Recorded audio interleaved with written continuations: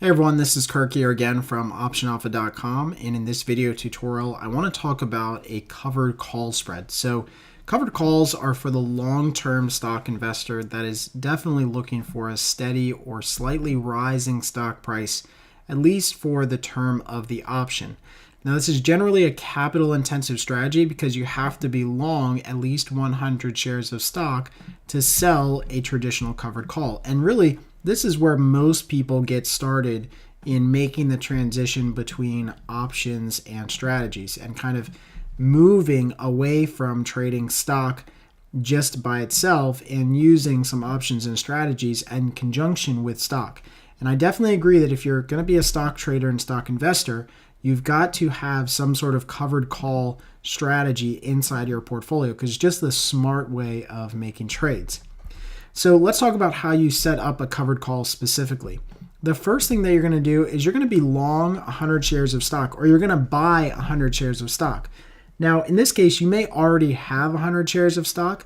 So in that case, you already kind of meet that requirement. But if you don't have those shares of stock, you do have to buy 100 shares of stock to do this strategy. Again, this is why it's a little bit capital intensive when you get started. Once you have those 100 shares of stock, you can sell one out of the money call against those positions or that position of stock. And basically, the reason it's called a covered call is because that one option covers 100 shares of stock. So now your position is covered on both ends.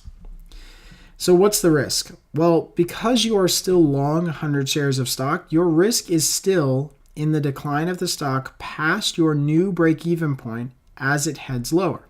So selling the call option helps reduce the cost basis on the shares that you own. This is really the main benefit to doing a covered call strategy, and one that we've talked about a lot both in our blog and in our podcast, that it reduces the cost basis on the shares that you purchase and actually leaves you a little bit of wiggle room for the stock to move down and still make some money between now and expiration. And we'll show you a good example of that here in a little bit. As far as profit potential, covered calls do have a limited profit potential to the difference between the strike price and the stock price plus the credit received from selling that out of the money call. Now, although these are limited in profit potential, they make up for that in a higher chance of success overall on the trade. Again, because we're moving our break-even point lower and our cost basis on the trade lower, this gives us a greater probability of success overall going forward.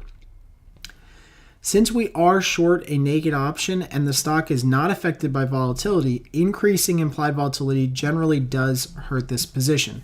And what that means is that we want to try as much as we can to target this strategy when implied volatility is really, really high in the underlying stock that we're trading.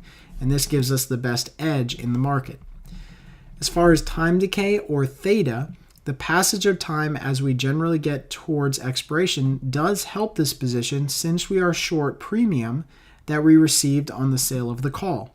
So the closer and closer we get to expiration, we ideally want to keep all of that premium that we received on the call option, and the closer we get to expiration, the faster this will materialize.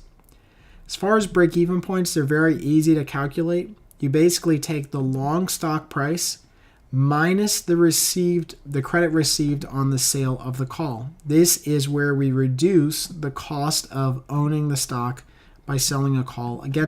Now, we're going to take a look at an example here using the stock ticker symbol USO. And USO is basically an exchange or an ETF that trades and tracks an oil fund for the US. And so again, that ticker symbol is USO.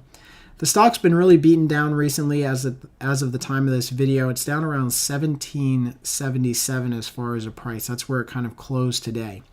So when we go in here to do our covered call, the first thing that we have to do is own the underlying shares of the stock. Now, in this case, we don't own the stock, so we're going to go ahead and buy the stock again at that price of 1777 where it closed today. And we're going to buy at least 100 shares of stock. Now, this creates a lot of capital requirement in our account because we have to cover that trade, but this is how we build that covered call.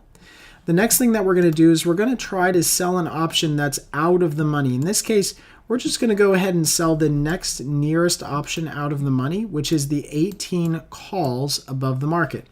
Now for those calls, we should get about $1 for those once the market actually opens up tomorrow. So we're going to go ahead and place that order here for about $1. Again, it's about 2 pennies higher than where it closed today. So that 18 call then helps reduce the cost of owning the shares by $1, which is that credit that we received. Now, when we look at the payoff diagram here, you can see it looks just like the one that we had in the slides before. It's got this steep angle on the left side. This is basically where you own the stock. This is kind of your stock profit and loss curve. And then it flattens out here right at the strike price of 18. So you can see that strike price of 18, this is where it flattens out because you sold a call at 18. You are capping your profit beyond this point. You can't make any more money should the stock go higher.